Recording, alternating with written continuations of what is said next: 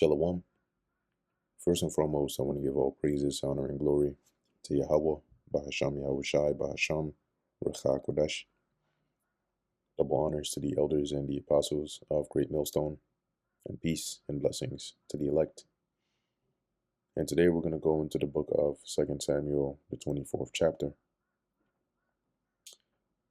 And as we went through in the 23rd chapter, right, the bulk of it was going through David's mighty men and the heroic acts that they did to earn them their spots. So this is 2 Samuel chapter 24, verse 1.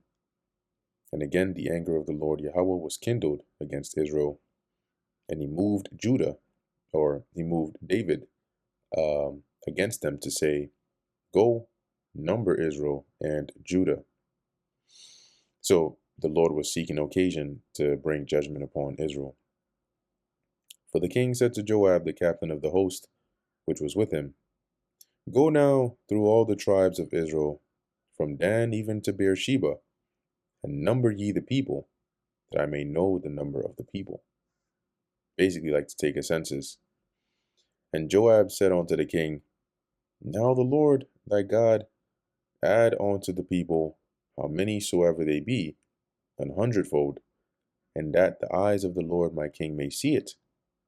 For why doth my lord the king delight in this thing?" So, may the Lord increase Israel, and have it to where you can get to witness that, right, the increase of Israel. But why do you desire to know this? Notwithstanding, the king's word prevailed against Joab, against the captains, and against the captains of the host. So David insisted, and he had the final word. And Joab and the captains of the host went out from the presence of the king to number the people of Israel. And they passed over Jordan and pitched in Aror, on the right side of the city that lieth in the midst of the river of Gad, and toward Jazir. Then they came to Gilead, and to the land of Tatim Hodshi, and they came to Dan Jaan, and about to Zidon, and came to the stronghold of Tyre, and to all the cities of the Hivites and of the Canaanites, and they went out to the south of Judah, even to Beersheba. So when they had gone through all the land, they came to Jerusalem at the end of 9 months and 20 days. And Joab gave up the sum of the people, or of the number of the people, unto the king. And there were in Israel 800,000 valiant men that drew the sword, and the men of Judah were 5,000 men. And David's heart smote him after that he had numbered the people. And David, so his conscience basically started to eat at him. And David said unto the Lord, "I have sinned greatly in that I have done. And now I beseech thee, O Yahweh, take away the iniquity of thy servant. So pardon my sin, for I have done very foolishly."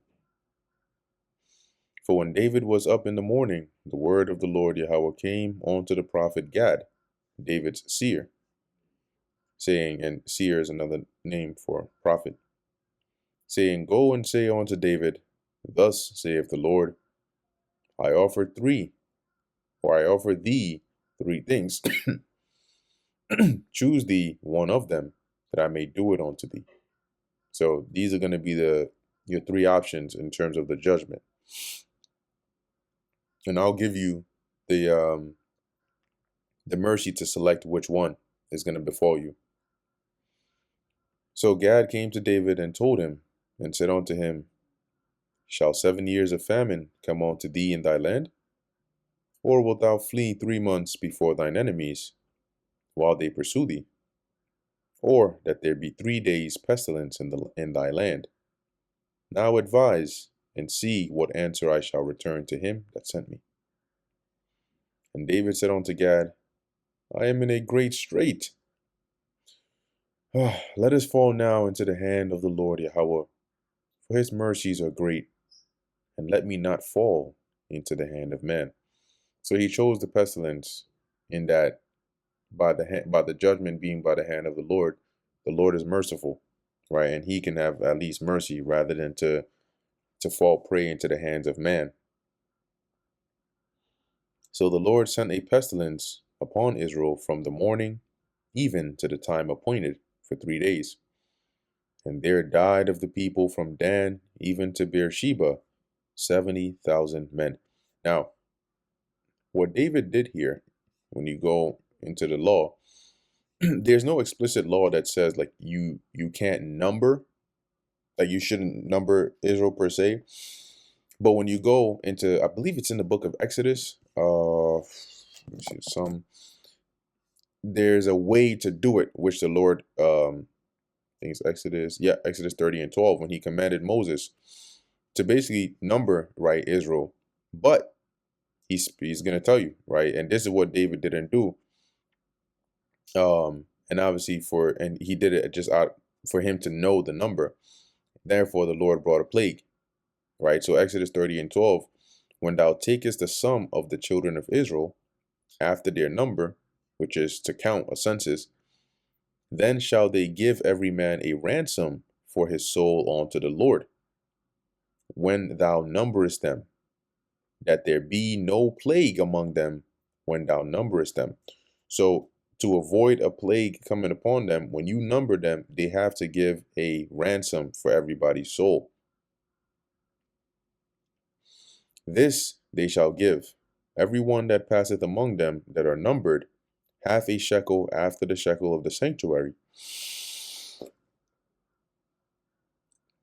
A shekel is 20 gerahs, and half shekel shall be the offering of the Lord. David didn't do this, okay? And so the Lord brings this plague upon him, and he basically, as it says here, the Lord had this plague slay the people. Now, once again, the Lord did this because more than likely Israel was doing wickedness, right?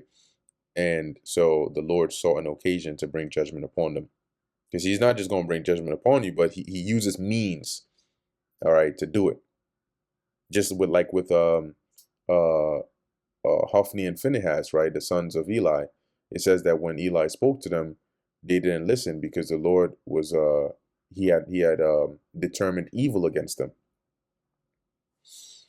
Verse 16, and when the angel stretched out his hand upon Jerusalem to destroy it, the Lord Yahweh repented him of the evil, and said to the angel that destroyed the people, it is enough. So the angel was about to, strike Jerusalem with that pestilence, but at that time, the Lord, the Lord was basically like, all right, that's enough. And said to the angel that destroyed the people, it is enough. Stay now thine hand. And the angel of the Lord was by the threshing place of Araunah the Jebusite.